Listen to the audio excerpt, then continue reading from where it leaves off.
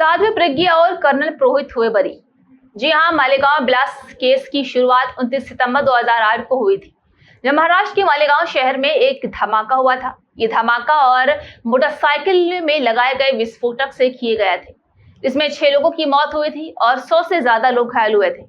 उस समय ये मामला बहुत बड़ा बना क्योंकि आरोपियों में कुछ ऐसे लोग शामिल थे जो पहले कभी आतंकवाद से नहीं जोड़े गए थे। जांच एजेंसियों ने इस केस में साध्वी प्रज्ञा सिंह ठाकुर, लेफ्टिनेंट कर्नल श्रीकांत पुरोहित और अन्य 5 लोगों को आरोपी माना था।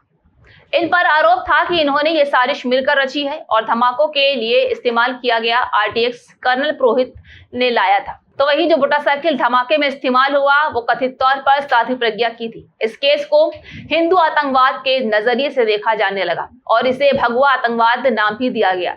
राजनीतिक बहस भी इस केस को लेकर तेज हो गई, जहां जांच पहले महाराष्ट्र एटीएस ने किए थे, लेकिन बाद में ये मामला एनआईए यानी कि नेशनल इन्वेस्टिगेशन एजेंसी को सौंप दिया गया। एनआईए ने कुछ आरोपियों को क्लीन चिट दी, लेकिन कोर्ट ने सबूतों के आधार पर ट्रायल चलने दिया।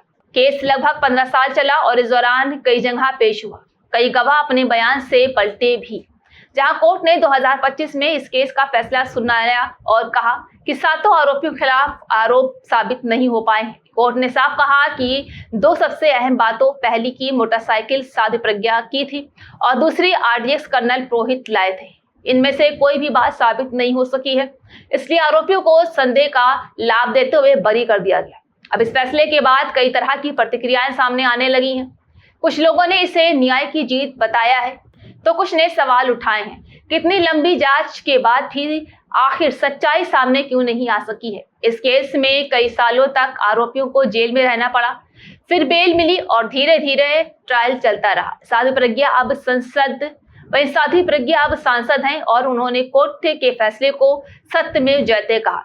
इस केस में भारतीय राजनीतिक जांच एजेंसियों की कार्यप्रणाली और न्याय प्रक्रिया तीनों को आईना दिखाया है। एक तरफ लोगों को न्याय की उम्मीद थी, तो दूसरी तरफ सबूतों की कमी से न्याय प्रक्रिया कमजोर होती दिखी। ये मामला अब खत्म हो चुका है, लेकिन इससे जुड़े सवाल अब और बहसें और शायद अभी भी कुछ समय तक चलती रहेंगी। कुछ मिलाकर मालेगांव ब्लास्ट केस का एक ऐसा केस बन गया है जो भारत के इतिहास में लंबे समय तक याद रखा जाएगा।